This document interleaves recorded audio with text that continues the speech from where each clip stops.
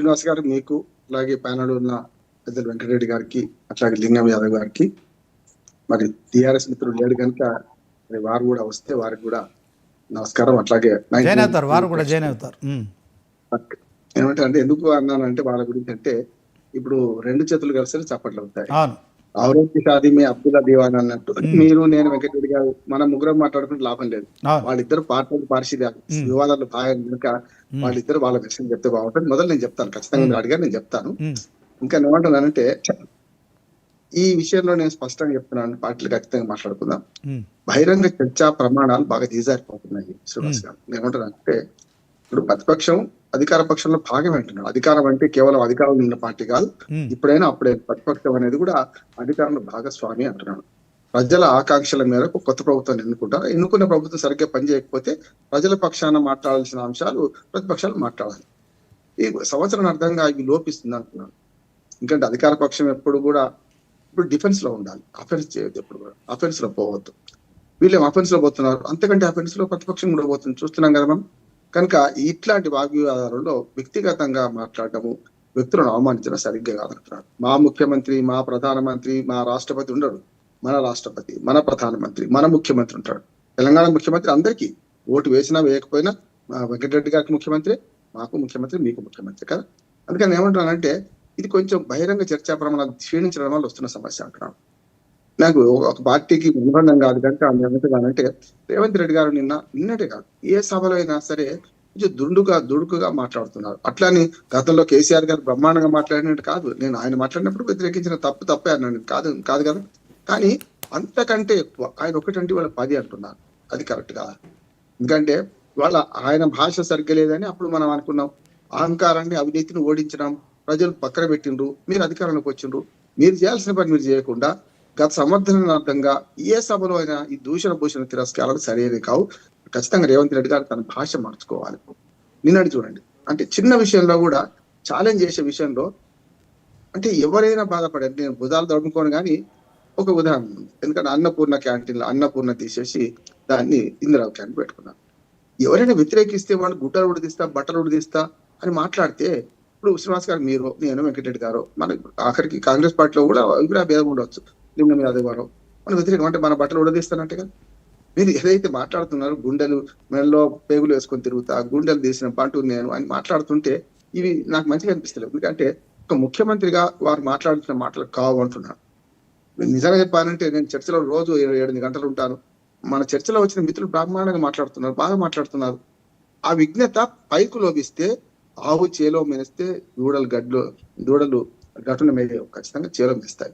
మనకేం చెప్తున్నారు, ప్రజలకు ఏం చెప్తున్నారు, వీళ్ళైనా వాళ్ళైనా అంటే ఈ బహిరంగ సభల్లో కానీ లేకుంటే ఏ అంశం ఉంది ఆ అంశానికి పరిమితంగా అయితే బాగుంటది కదా. నిన్నటి అంశం తీసుకోండి ఒకసారి. నిన్నటి అంశం ఏంది, మనకు జై భీమ్, జై బాపు, జై సంవిధాన్. దాని గురించి మాట్లాడితే ఎవరొద్దన్నారు.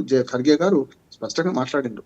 ఏమన్నారు, బీజేపీ మేనిఫెస్టో ఉంది, బీజేపీ పార్టీ బేసిక్ గా వారు ఇచ్చిన ఎలక్షన్ కమిషన్ ముందు ఇచ్చిన దానిలో మీకు సెక్యులరిజము, సోషలిజం ఉంది కదా, మొదటి మీ పార్టీలో తీసేసుకోండి, ఆ తర్వాత రాజ్యాంగం గురించి మాట్లాడన్నారు కదా. చాలా మందికి ఇప్పుడు చాలా మంది ఒక నోషన్లు ఏమున్నారంటే మొదటి నుంచి ఈ పదాలు రాజ్యాంగంలో ఉన్నాయనుకుంటున్నారు.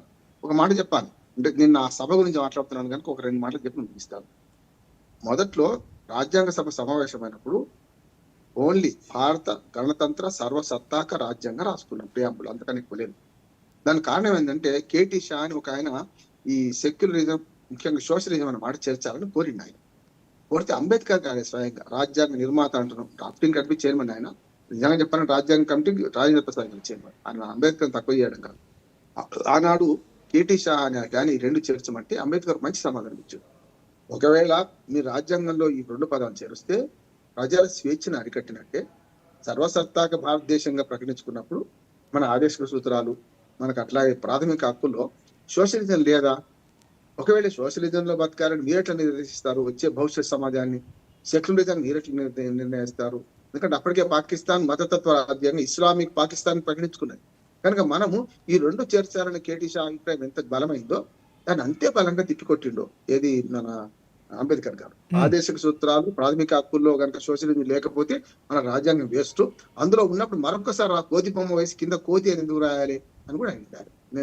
నేను అక్కడ మాట చెప్తున్నాను, రాజ్యాంగ సభలో జరిగిన చర్చ చెప్తున్నాను. తర్వాత 42వ రాజ్యాంగ సవరణలో చేరింది ఏది సోషలిజం సెక్యులరిజం అనేది. అంటే మొదటి నుంచి ఉందనేమో వీళ్ళు మాట్లాడుతున్నారు, తీసేస్తానికి వీలేదు ఒకరు అంటున్నారు. నేను దాన్ని వ్యతిరేకిస్తున్నాను. ఖచ్చితంగా తీసేయడం తప్పు. ఇప్పుడైనా బీజేపీ అయినా ఎవరైనా తీసేయడం తప్పు. ఇక్కడికి వస్తాను. ఖర్గే గారు నిన్న ఏది బీజేపీ వారి ప్రణాళిక అంటే వారి పార్టీ 80లో ఏర్పడింది కదా, 80లో ఏర్పడినప్పుడు సోషలిస్టిక్ అండ్ సెక్యులరిజం పాటిస్తామని చెప్పారు కదా. మీ పార్టీ దానిలో తీసేయండి, ఆ తర్వాత రాజ్యాంగం గురించి ఆలోచన చేయండి. అది కరెక్ట్ అంటున్నాను. ఓకే రామ్మోహన్ గారు, రామ్మోహన్ గారు చెప్పండి. ఒక్క నిమిషం, మనతో లింగం యాదవ్ గారు కూడా జాయిన్ అయ్యారు. ఆయన కాంగ్రెస్ అధికార ప్రతినిధి. ఒక్క నిమిషం పూర్తి చేస్తాను. ఎందుకంటే మధ్య నాపోతుంది. నేను ఏమంటున్నానంటే నిన్నటి సభలో ఇట్లు శాపనార్థాలు ఎక్కువైనాయి, ఈ మోతాదు మించింది, ఇది సరైనది కాదు.